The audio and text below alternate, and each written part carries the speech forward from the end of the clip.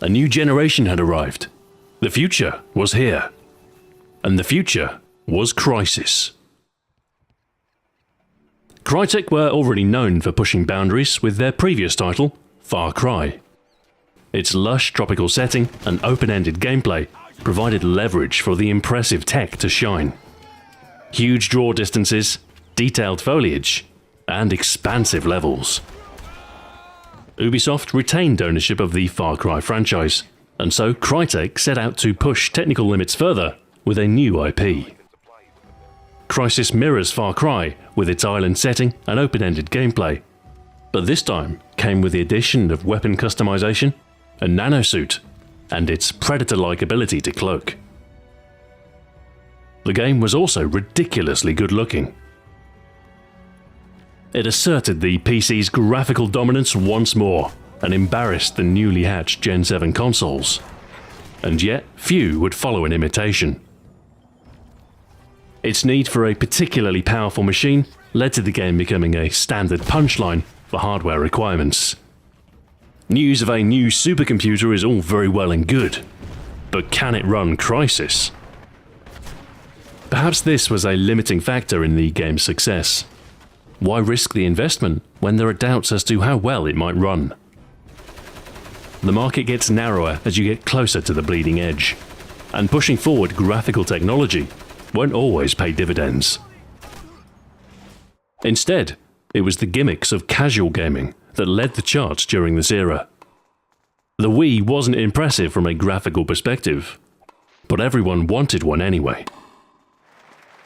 Even amidst the core gamer market, franchises like Guitar Hero and Rock Band would prove to be particularly lucrative. A seed of doubt. Perhaps graphics aren't that important after all.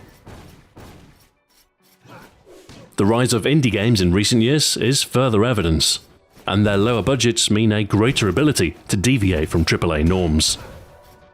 Some games purposefully evoke a bygone era, drawing from a rich history of graphics, a palette of styles steeped in nostalgia. VVV's visuals are heavily influenced by the Commodore 64, for instance, sticking to the same sprite size and palette limitations of the classic hardware, despite the abilities of contemporary machines. For all the milestones passed, indie games are not afraid to regress, with some games even eschewing basic convenience, such as color. The completely desaturated Limbo does help craft the game's gloomy tone. Dark silhouettes reminiscent of shadow theatre, an uneasy audience witnessed a grisly death. On the brighter side, the cartoon heroes of yesteryear hold a very dear place in many hearts, and it's easy to see the influence of classic platformers in games like Super Meat Boy. Titles like this are not simple retro remakes, however. They bring with them a more modern sense of game design, and sometimes a twist of modern mechanics. The time-warping effects in Braid, for instance, or the dimensional geometry bending seen in Fez. There are plenty of indie games with realistic graphics, but a freer license to explore aesthetic without expectation has seen some games forge a unique identity through their appearance. The blocky terrain and low-resolution textures of Minecraft are one of the game's most distinctive features. The simple style plays into a retro cool, but the expansive worlds, social multiplayer, and limitless potential for creativity are very much based on modern innovations. It's the perfect junction between old and new, and as a result, with impressively broad appeal. When you consider its success, Minecraft serves as very strong support for the argument that graphics don't matter. However, those enamored with photorealism fret not. Despite all this indie nonsense, we have made some progress in the 7 years since Crysis. If there's one thing the fixed hardware of consoles is good for, it's optimization. The Xbox 360 and PS3 have had every drop of potential squeezed out of them over their lifespan. The culmination of a generation led to games like The Last of Us for the PS3. with graphics far beyond anything from the first half of the system's existence. Similarly, the open world of Grand Theft Auto V is hugely impressive in scope, considering the limited resources available. Titles like these stretch the modest abilities of 8-year-old hardware to its limit.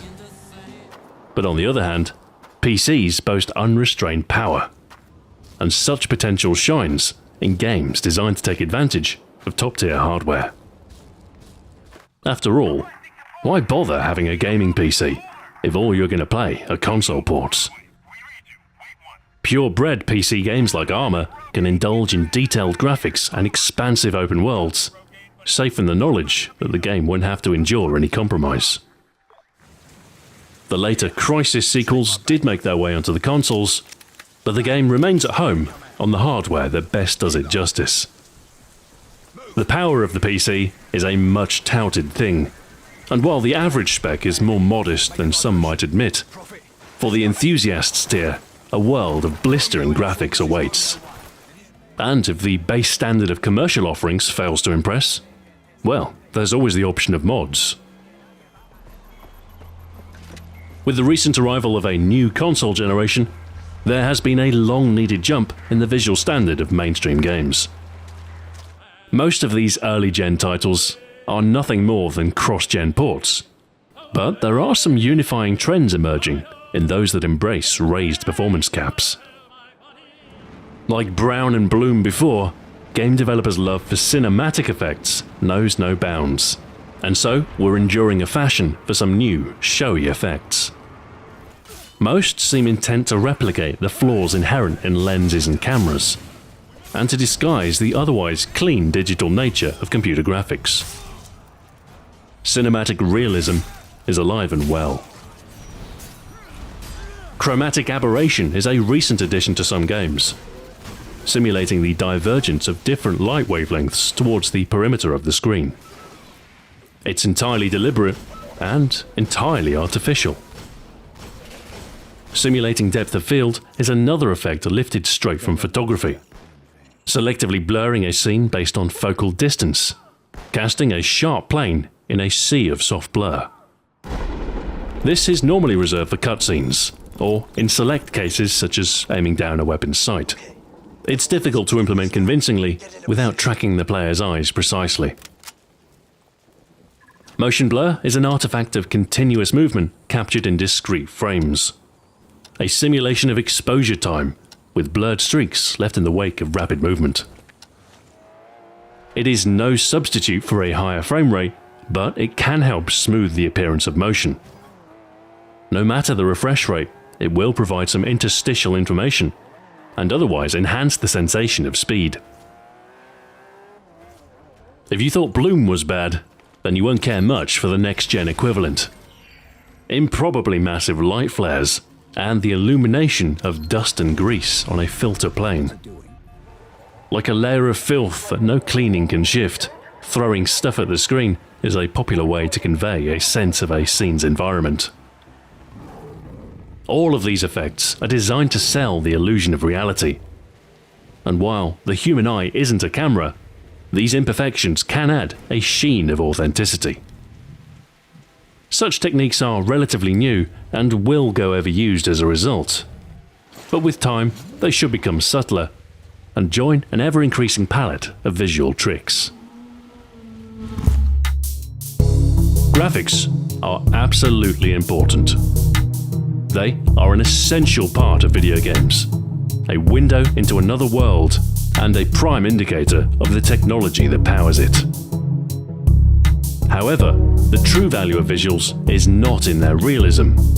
A game's aesthetic does far more to establish its character than its polygon count. A cohesive style is all you need, and it's often better to stick to proven technique than it is to attempt something cutting edge. We still need pioneers to light the way, but for most, there's no harm in sticking to safer waters. A development span of half a century means the graphics can lean on an ever richer heritage. We have come a long way. So, what does the future of graphics hold?